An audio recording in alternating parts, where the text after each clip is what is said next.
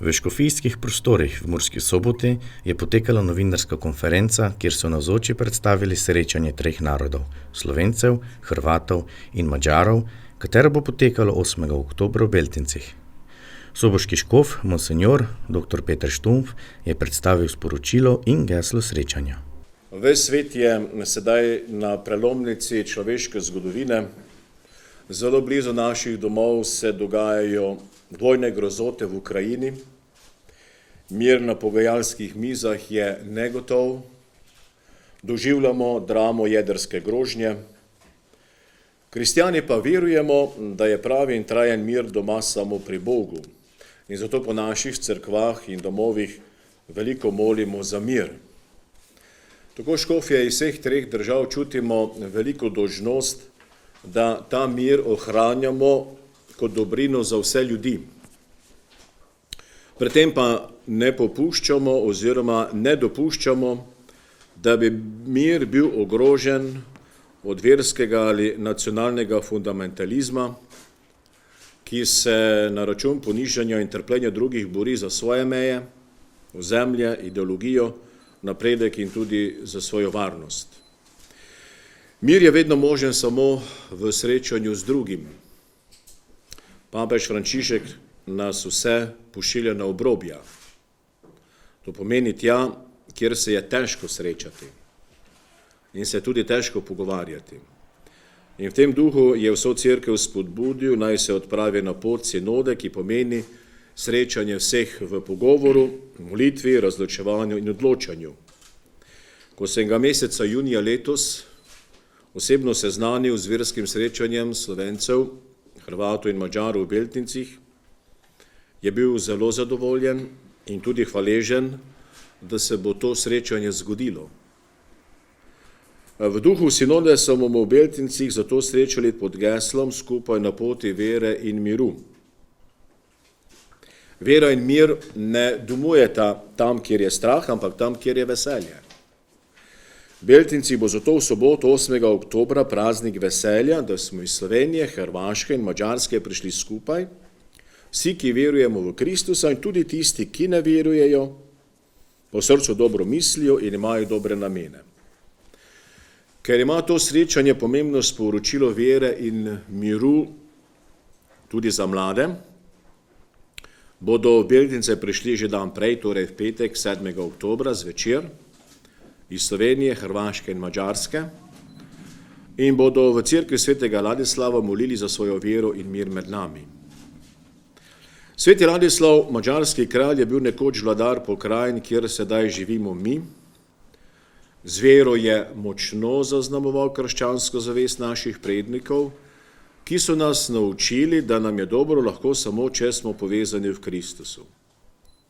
In v tem duhu in tudi pomenu bomo začasno sprejeli relikvije svetega Ladislava v Beltinski cerkvi, ki je njemu posvečena in jih bodo tja prenesli iz Džrske škofije v četrtek 6. oktobra ob 6:30 zvečer, torej ob 18:30. Sobotno versko srečanje v Beltincih tako sporoča tudi Evropi in ostalemu svetu. Slovenci, Hrvati in Madžari hočemo živeti za blagor cerkve in naših narodov kot dobri sosedje in dobri prijatelji. Hočemo, da vedno bolj sveti to sonce prijateljstva na nebo naše zgodovine. Molili in prosili bomo milostnega Boga, naj umakne od nas tisti dan in tisto uro, ko bi se to sonce zmračilo. Hočemo, da nam to sonce sveti na naši skupni poti vere in miru. Koordinator slovenskega odbora, gospod Aljaž Baša, je spregovoril o poteku priprav in o programu slovesnosti. Kako bo potekalo srečanje v Beltincih, smo si zamislili tako, da se bo začelo že en dan prej, v petek zvečer ob 20. uri. Takrat se bodo zbrali mladi iz Slovenije, Hrvaške in Madžarske. Najprej bo vsak zbor iz države zapel eno pesem v svojem jeziku, potem jih bomo domačini pozdravili, potem bomo imeli molitev k Svetemu Duhu, ki jo pripravlja duhovnik iz Madžarske, Potem bo kateheza, ki jo pripravlja en mlad duhovnik iz Hrvaške in jo bomo tudi prevajali v oba ostala jezika. Potem bomo skupaj vsi trije zbori zapeli 2 pesmi, nato pa bo adoracija, kjer bomo mladi pred živim Bogom molili za mir, mir najprej v svojih srcih, potem mir v svojih družinah in mir med narodi. Za njih smo potem pripravili tudi eno tako kratko druženje, jih bomo tudi vse pogostili, potem pa se bodo odpravili po naših župnijah v župnijske domove, kjer bo tudi možnost, da prenočijo. V soboto zjutraj se bo začela molitvena ura ob 9. v Beltinskem parku, tam je pripravljen poseben prostor, kjer bo vse dogajanje. Potem se bodo škofje, duhovniki, bandera, folkloristi iz vseh 3 držav v narodnih nošah prišli v procesiji do oltarja, kjer bo sveta maša.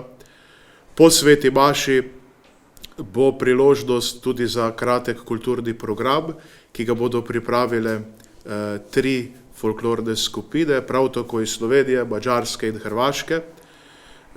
V tem programu bo nastopila tudi godba na pihala in godba na pihala bo nastopila tudi v samem programu pred sveto mašo, ki bo potekal. Srečanje 3 narodov bo potekalo v Beltincih. O pripravah na dogodek je spregovoril beltinski župnik gospod Boris Kučko.